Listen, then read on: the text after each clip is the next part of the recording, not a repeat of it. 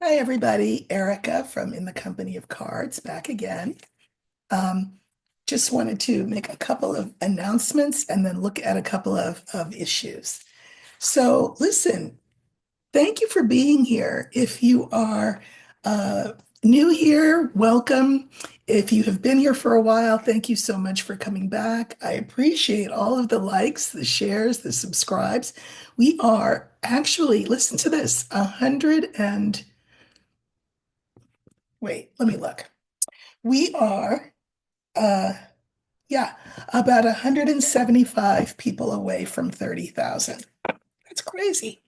So, of course, when we get to 30,000, I'd love to find a way to celebrate that. Maybe I'll do an hour of free readings as I did at New Year's and as I did at when was that?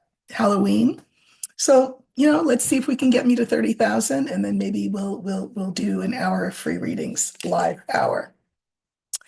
Um, I cannot keep this secret any longer. Today, I will be recording a session with Dr. Lena Rodriguez from Tarot Down Under. Many of you know her. She's been a guest on my show before. And my show, like I have a show on my channel. She's been a guest on my channel before and asked to come on again. And I will just give you a heads up as to topic. We're going to be discussing race, both as it sort of plays itself out here in the States and also as it has played itself out in Australia. So I am really looking forward to that conversation. I'm going to be recording it in a couple of hours. It will air tomorrow. So do look for that. Um, okay, so here's a couple of issues that I thought I would look at. So we know that 47 has ordered that all monies going to USAID, which is that arm that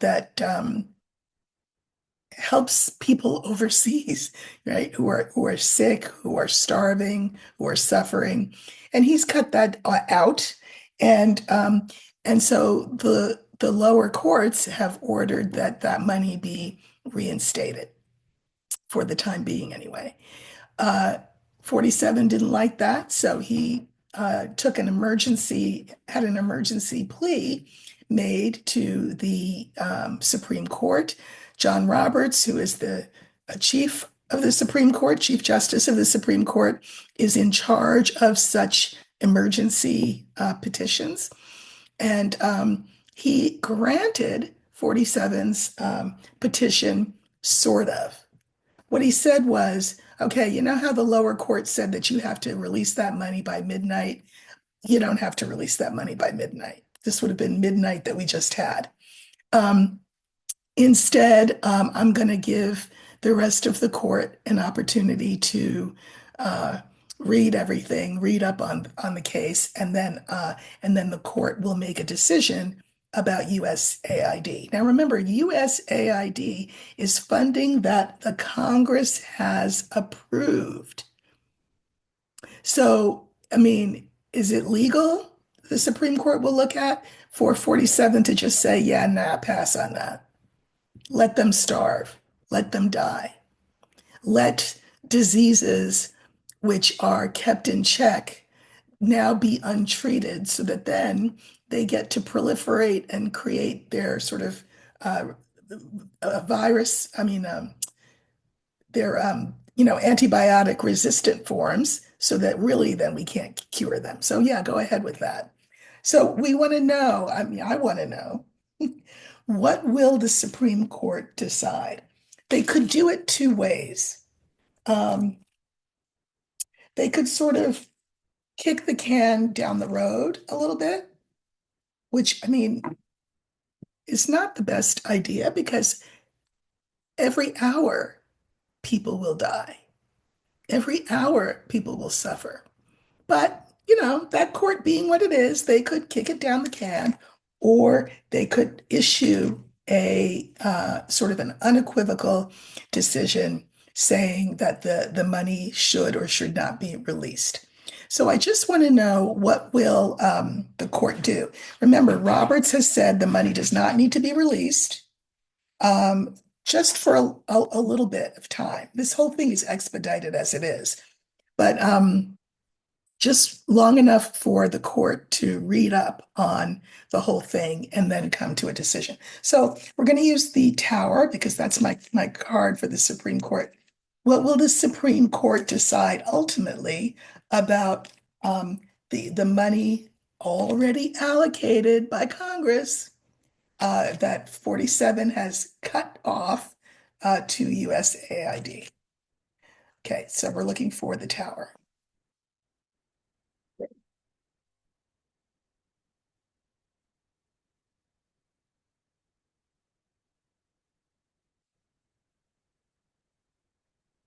Okay, so this is the Supreme Court, right? And we're looking at their decision in regard to USAID, the aid that 47 cut off and is trying to keep cut off. Okay, we have the dog, the young man, the tower, the whip, and the older woman. I'm going to draw clarifiers on these. So I'm just going to move them up. And of course, as I always do, I'll hold the cards up so that you can see them as I talk about them.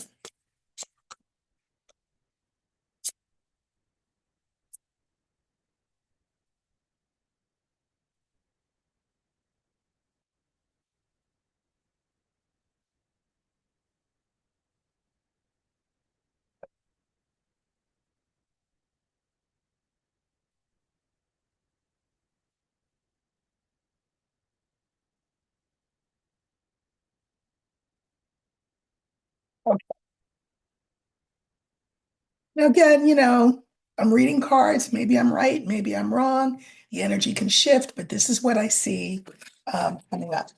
So, sorry, these are my notes. Okay, the original cards were the dog, the young man, the tower, the whip, and the older woman. Okay. The dog, this is the card for helpers, people who help.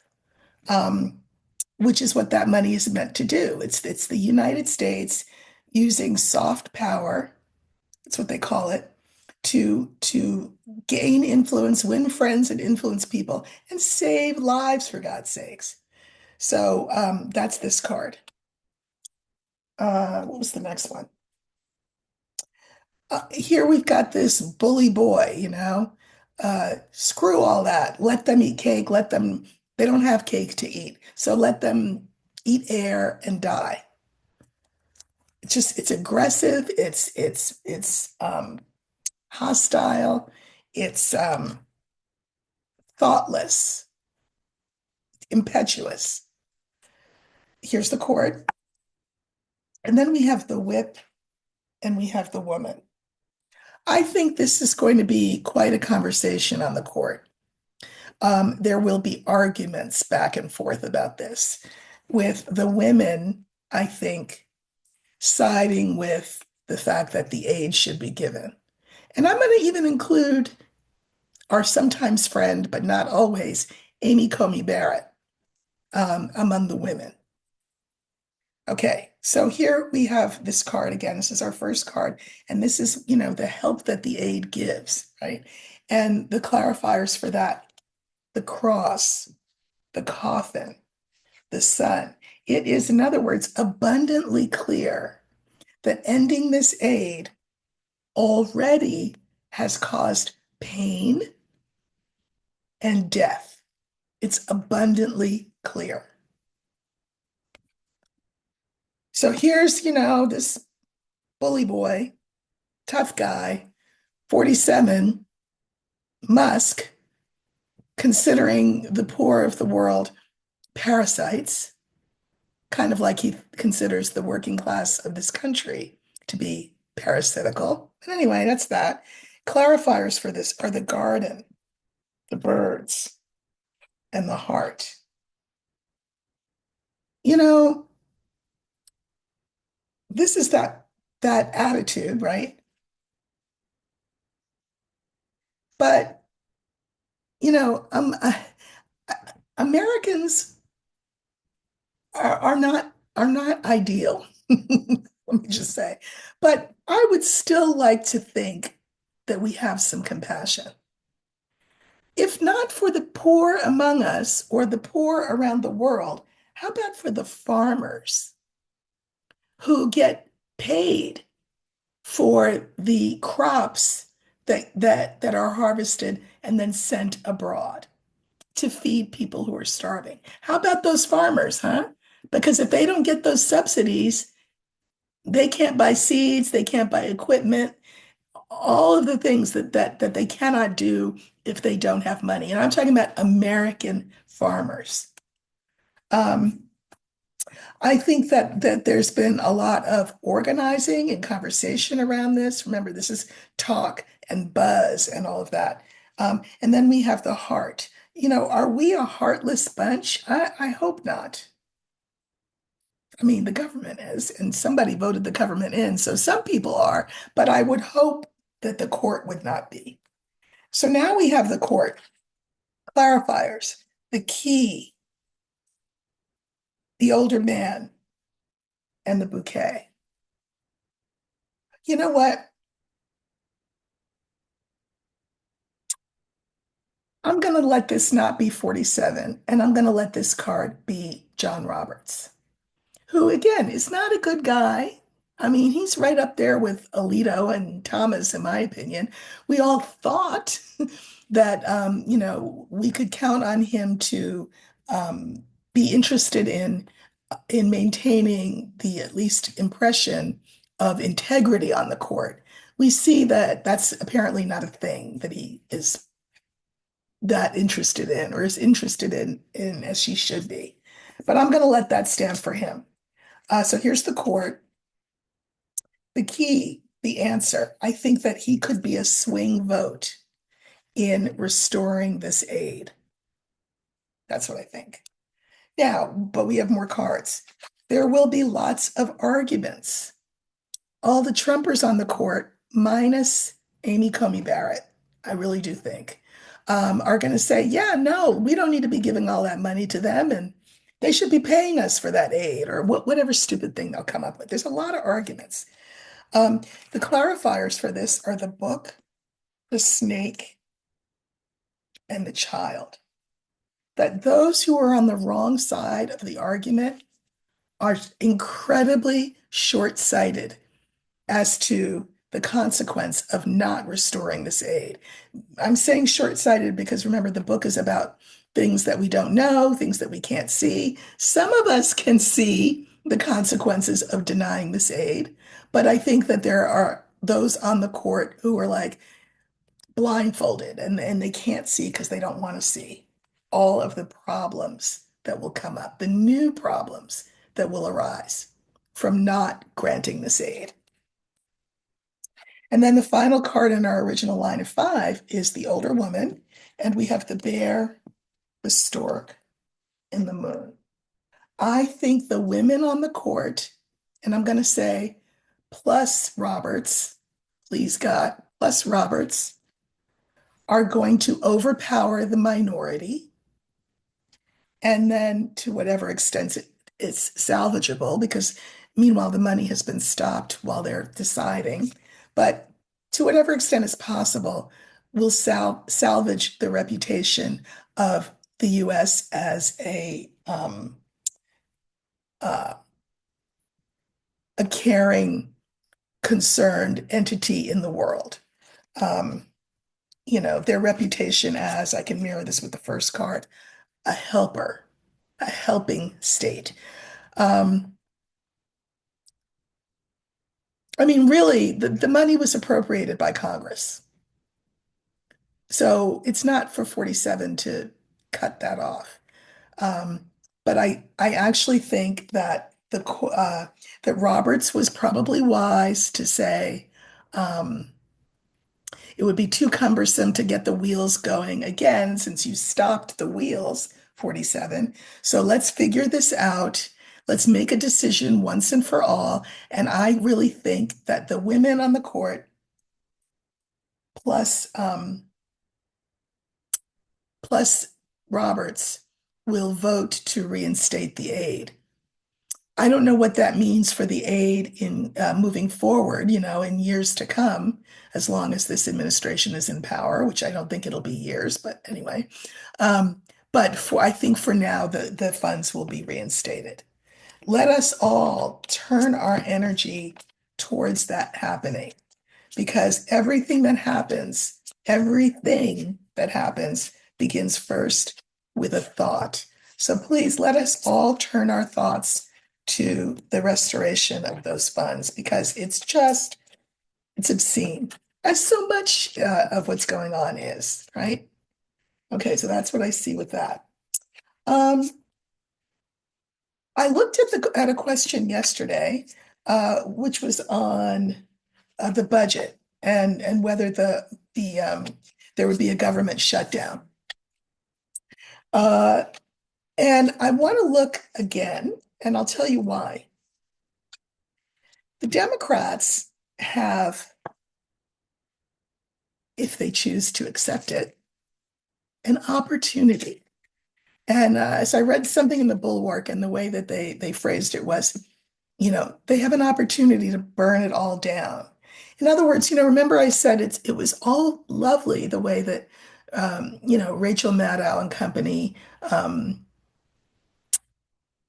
bemoaned the firing of Joy Reid et al.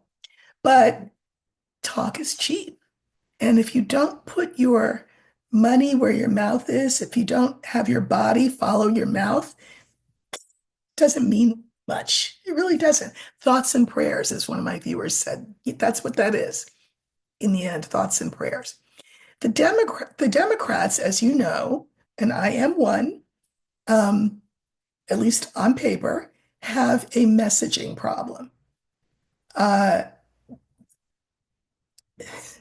they have trouble sort of cutting to the chase. They have trouble making big um, moves. They'll make big statements, and the statements can be quite verbose and flowery, as one of my viewers once accused me of being. But anyway, uh, but what action can they take? And there will be opportunities along the way, obviously, for them to take action. But this is a big one. And what is the action? What would burn it all down mean? Well, burn it all down would mean that they refuse to vote in favor of the budget. Now, it's true that Republicans do have the House, they have the Senate, all of that. But will they, to a person, uh, vote, the Democrats, will they vote whatever 47 puts out down? Whatever the Republican Senate bill is, will they vote it down? Whatever the Republican House bill, will they vote it down? Remember that the Republicans have their own version. The Republican House members have their own version. The Senate House members have their own version. That's not what I meant. The Republican House members have their own version. The Republican um, Senate side has its own version. And so they will have sort of a meeting of the minds and then come up with something. And then we'll just get to vote yes or no, up or down. Will we go so far as to say, as Democrats, if we don't vote for this budget, it means that the government shuts down? Will the Democrats do that? Now, why wouldn't they? Because first of all, you're shutting the government down, right? That's never a desirable thing. That's a given. Nobody ever wants to be the ones shutting the government down. The Democrats are going to worry about whether or not they will be blamed for it. And I think that is a dumb waste of time argument. Uh, the Republicans have the House, they have the Senate, they have the executive. If they come up with a bill that is untenable and just over the top in its overreach in cruelty, Are Democrats going to vote for it just for the sake of having having the budget pass? Or are they going to say, like I would have said if I were Rachel Maddow, and this will be my last show in protest of everybody getting fired, right? Or will the Democrats say, like Rachel Maddow, this is really terrible, and I hate that it happened, and you Republicans shouldn't have done it, and I feel so bad, but what are you going to do? So which will it be? This is a great opportunity for the Democrats. Now, what I've read on this, I read on it yesterday, I read on it a couple of weeks ago, and what I saw was that there, in fact, would be a shutdown. I saw I saw it being a short-lived shutdown, but a shutdown nevertheless.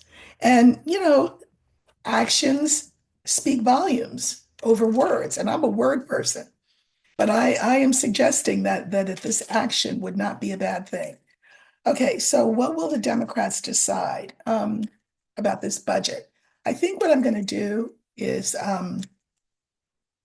sorry about my phone dings and it shows up on the computer, but whatever. Okay. Anyway, what I think I'm going to do is use the letter. I think that's what I used last time. That will stand for the budget. And I want to know what will happen on March 14th, because that's when the CR is up. That's when they have to vote on this money, this budget. Okay, so let's look.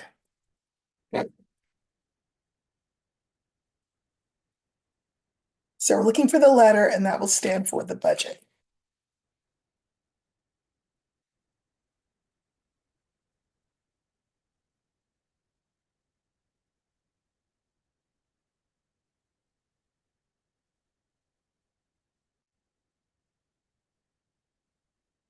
Ooh, it's deep in the deck. Where is it?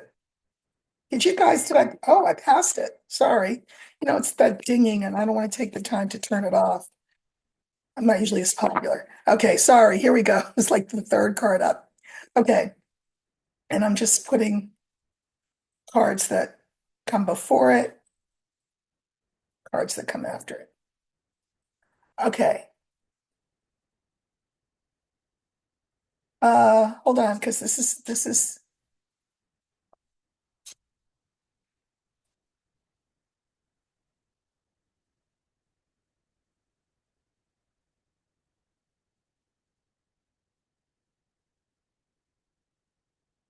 okay. Mm, okay, so here's the older man, the bouquet. This is 47.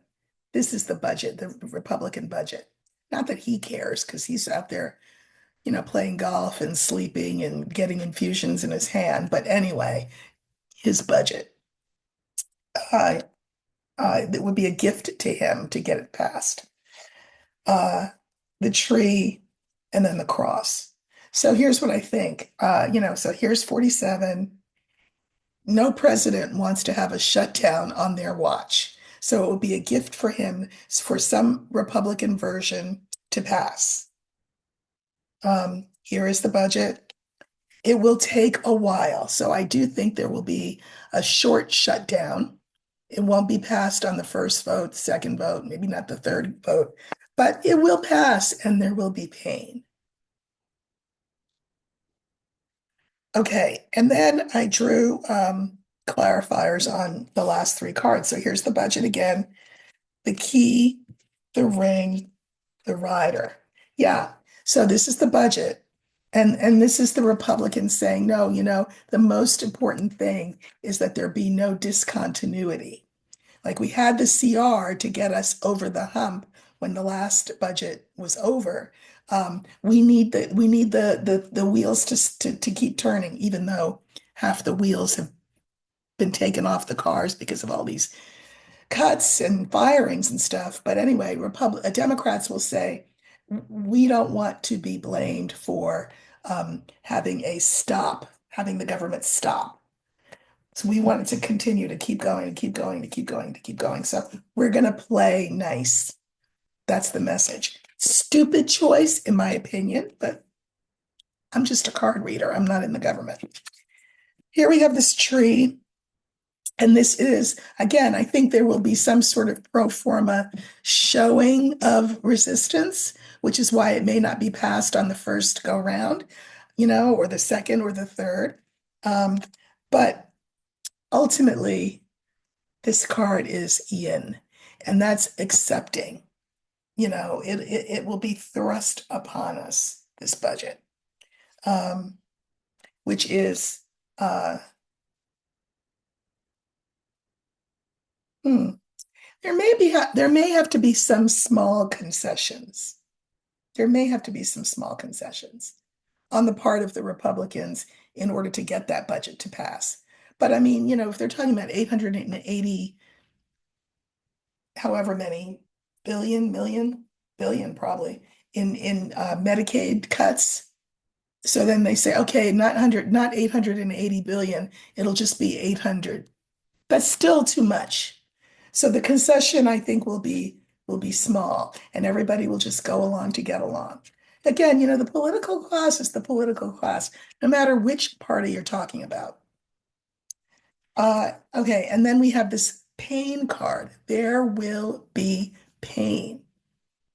Look, French Revolution, do you think everybody was sitting around eating, drinking, and being merry, and then they decided on a lark to go storm the Bastille and start a revolution? No, they did it in France from a place of pain, as did we with the American Revolution. So if you think things are bad now, I'm sorry to tell you, they will have to get worse in order for everybody to be on the same page, in order for the crowd that ends up storming the Bastille to be as large as it's in the end going to be. Because revolution is coming, but pain has to come first. The pain has to be clear. And the sun is great, but too much sun can blind and can burn.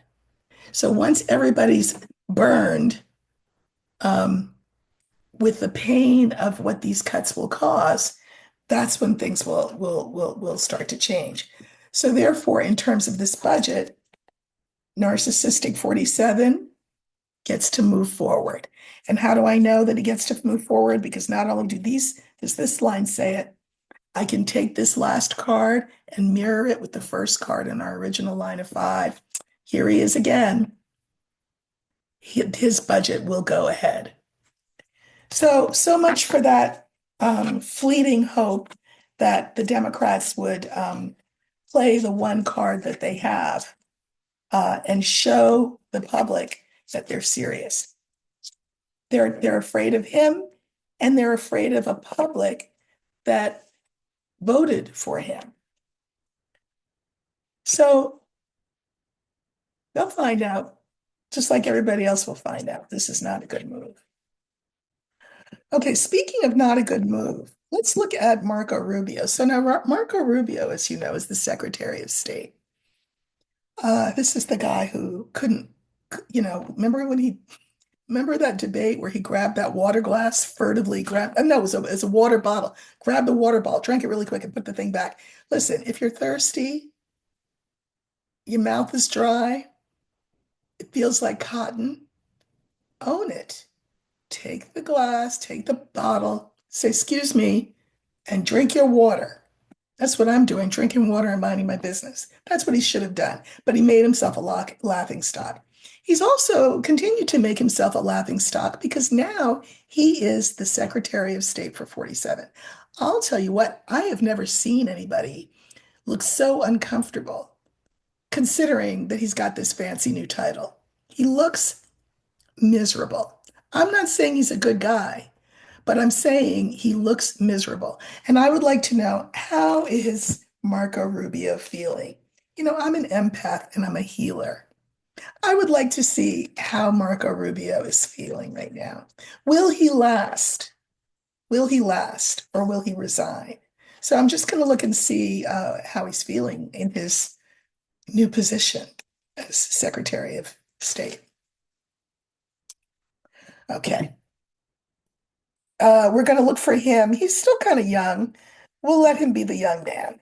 We'll throw him that bone. Okay, so we're looking for Marco Rubio. He'll play the younger man in this play, and we want to know how is he feeling in his august position of Secretary of State. There he is. How you doing, Marco? All right,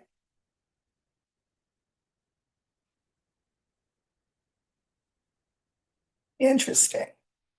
Well, my bad. We have the tree, we have the garden, we have Marco, we have the heart, and we have the stork. In some ways, I actually should not be surprised by these cards because, Marco went from someone who really did not care for 47 and had some choice things to say about him to one of his most ardent sycophants. So I guess if you're that kind of person who has sycophantic tendencies, which, by the way, sycophant means bootlicker, bootlicker tendencies, um, I guess you can make you can make anything seem palatable or even positive.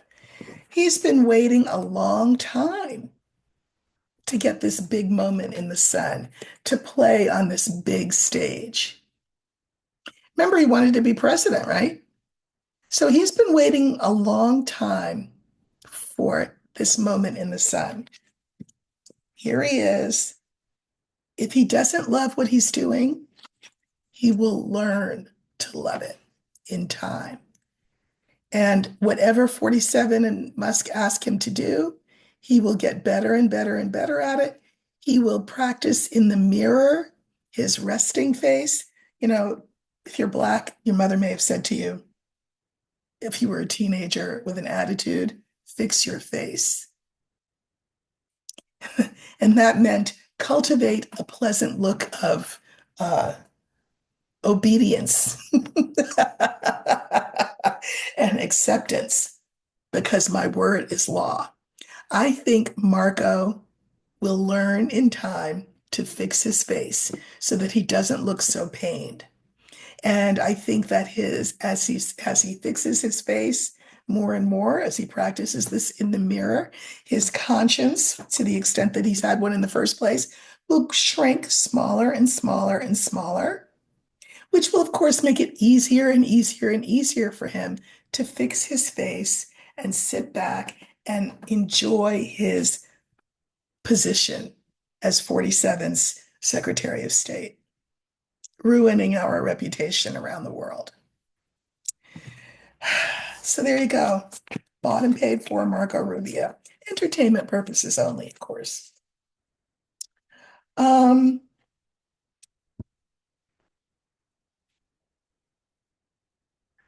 One more.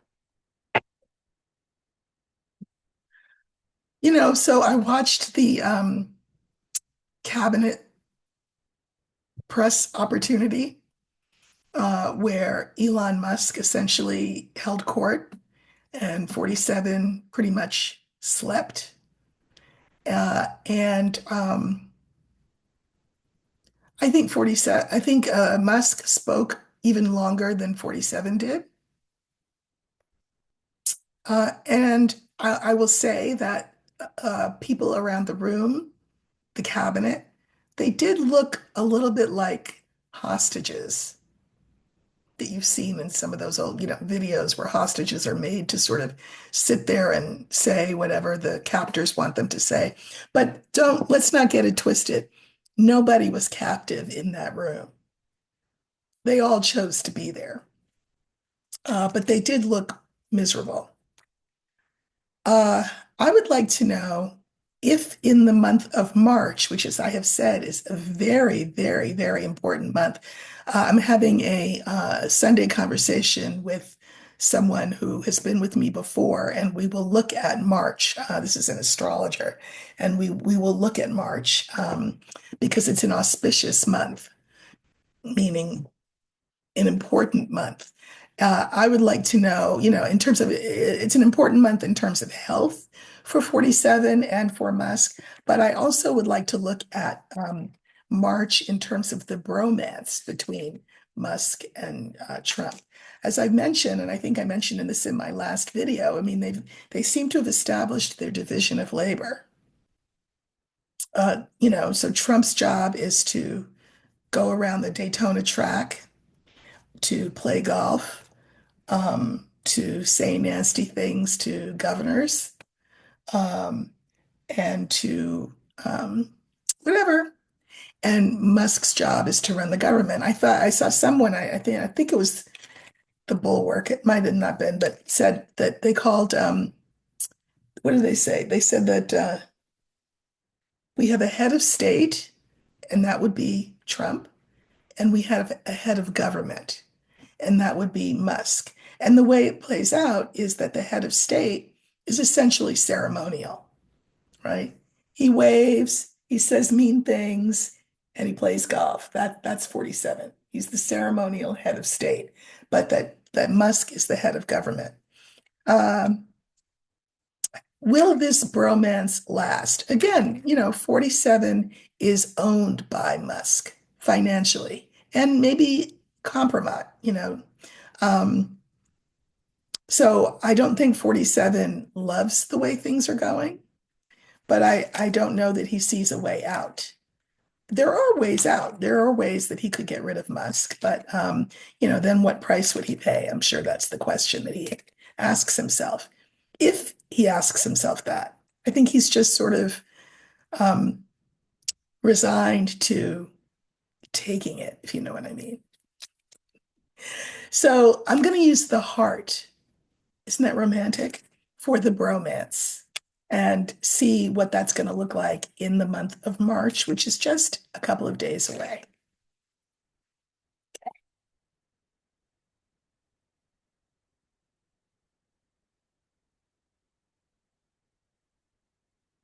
What will be the state of the bromance between 47 and Musk in the month of March?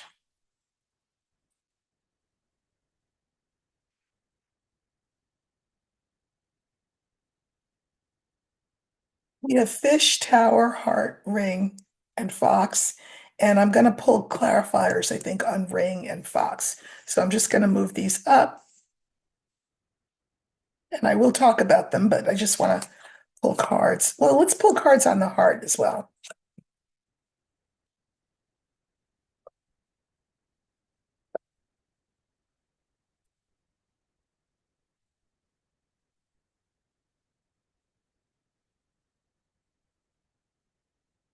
Okay, so we're looking just at the month of March. Again, a lot can happen uh, during March and April, a lot. But this is just one of the things that I think is worth looking at. So we have the fish, the tower, the heart, the ring,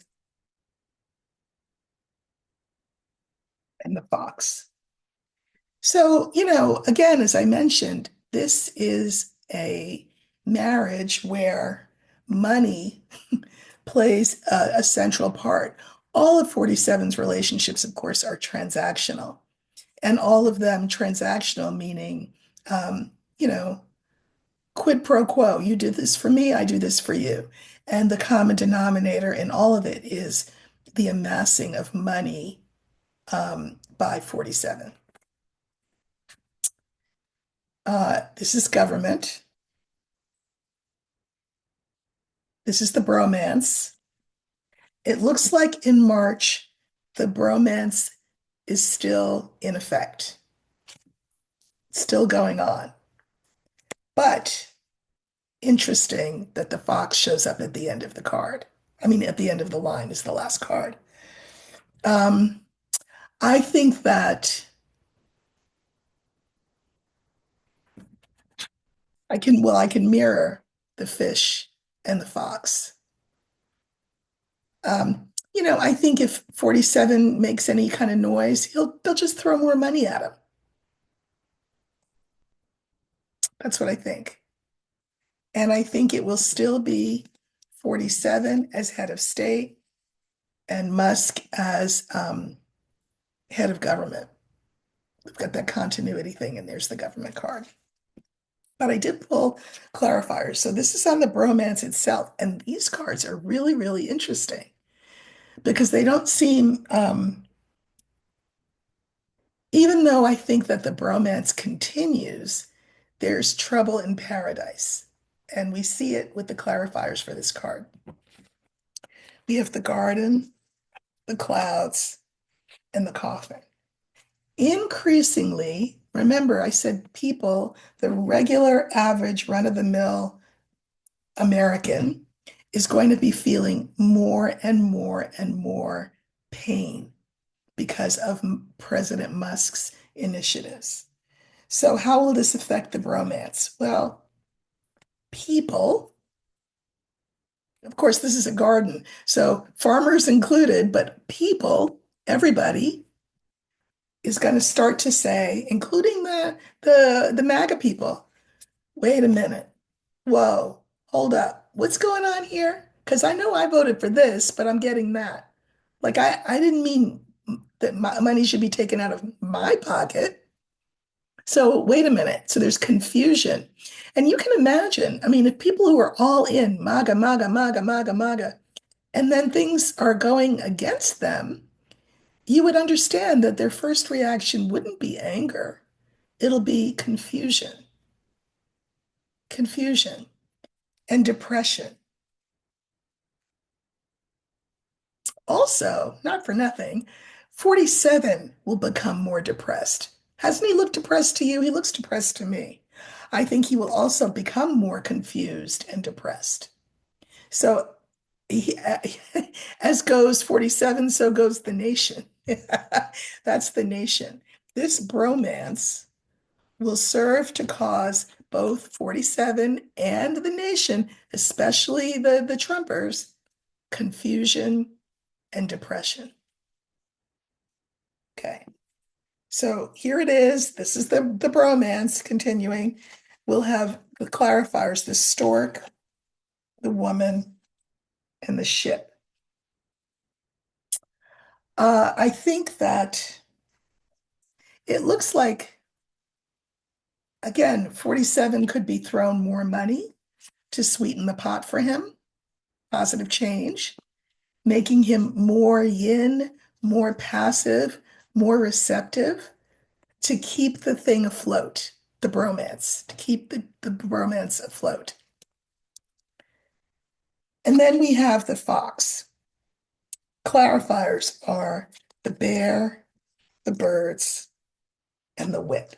So even though 47 may be okay with the bromance, more tee off times for him, or whatever they call it in golf, because I don't play golf, more time for him to play golf. He's good. Um, but there are other rumblings.